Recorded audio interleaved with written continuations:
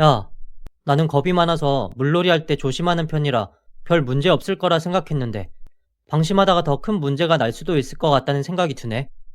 응, 나도 어릴 때부터 물놀이 갈 때마다 부모님이 주의를 하도 많이 시켜서 이제는 그런 이야기 듣는 게 지겹고 별 문제도 안 생기는데 참 귀찮다 생각했거든? 그런데 막상 현황을 보고 사건 뉴스를 보니 저게 내 일이 될 수도 있을 것 같고 걱정이 되긴 한다. 너도 그랬구나.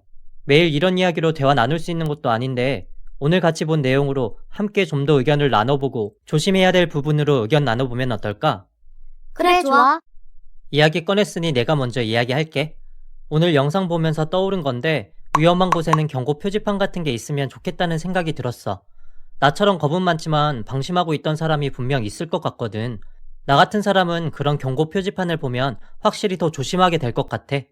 그랬구나. 나도 학교 올 때 지나는 하천 징검다리 공사장이 있거든? 내가 볼 때 꽤 위험해 보이는데 거기도 별다른 경고 안내가 없더라고.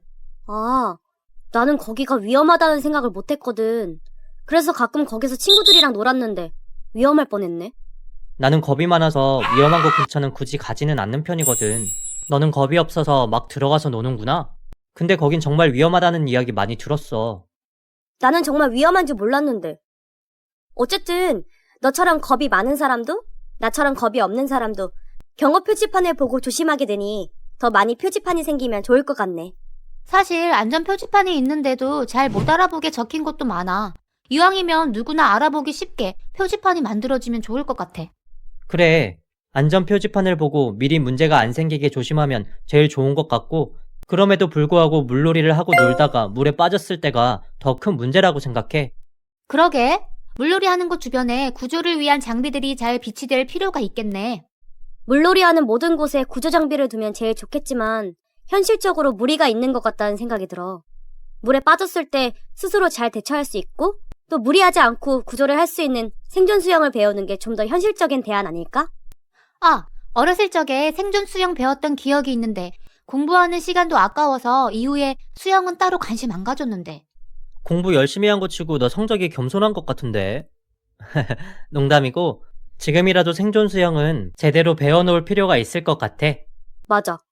나는 실제로 물에 빠졌던 적이 있었거든.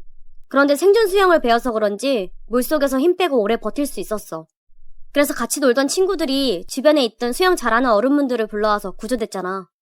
그때 생각만 하면 아직도 아찔한데.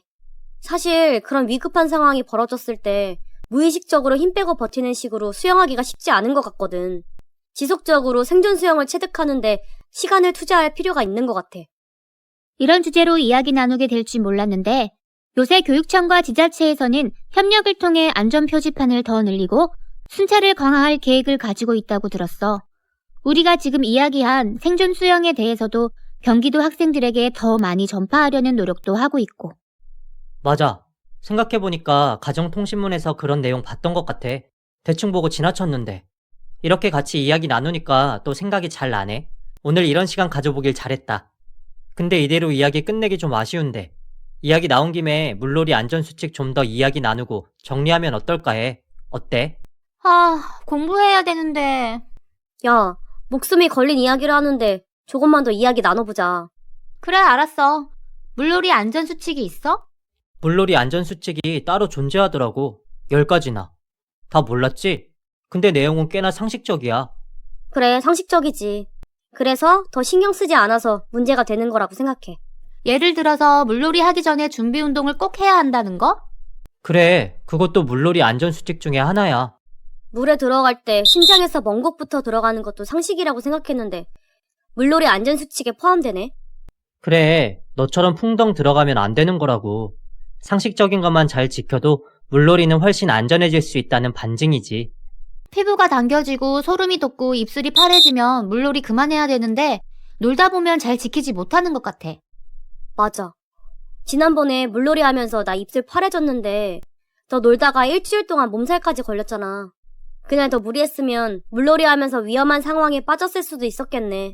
맞아. 그때 너 엄청 힘들어했잖아. 나는 든든하게 먹고 수영하려고 했는데 그게 더 안 좋다 하더라고. 배가 너무 부른 상태나 컨디션이 좋지 않으면 좀 쉬다가 노는 게 맞는 것 같아. 사실 나는 겁이 좀 없어서 무리해서 놀기도 하고 위험한 곳이면 더 들어가는 편이거든. 너희도 잘 알겠지만. 작년에 물에서 노는데 바닥이 발에 닿아서 안심하고 더 깊이 들어가다가 바닥이 확 꺼져서 물 왕창 먹었잖아. 죽다 살아났잖아. 갑자기 깊어지는 곳들이 있어서 아무리 바닥이 발에 닿아도 항상 조심하긴 해야겠더라. 나는 엄청 조심하는 편인데. 너는 조심 좀 해야겠다, 정말. 그리고 호수나 강가에서 절대 혼자 수영하지 말고. 너는 내가 볼 때 너무 겁이 없어. 조심해야 될 것 같아. 알았어. 오늘 이야기 나누면서 내가 얼마나 위험하게 놀았는지 알게 됐어, 정말. 그래, 너는 수영 잘한다고 수영 실력 맹신하지 말고. 누가 물에 빠져도 물 위에서 구하면 같이 위험에 빠질 수 있어. 최대한 소리쳐서 주변에 많은 사람에게 도움 청하고 주변에 있는 도구를 활용해서 구하는 게 모두가 살 수 있는 방법이라고. 근데 그거 알아? 뭔데? 놀랍게도 우리가 이렇게 이야기 나누는 동안 물놀이 안전수칙이 10가지가 다 나왔다는 거? 정말? 말도 안 돼.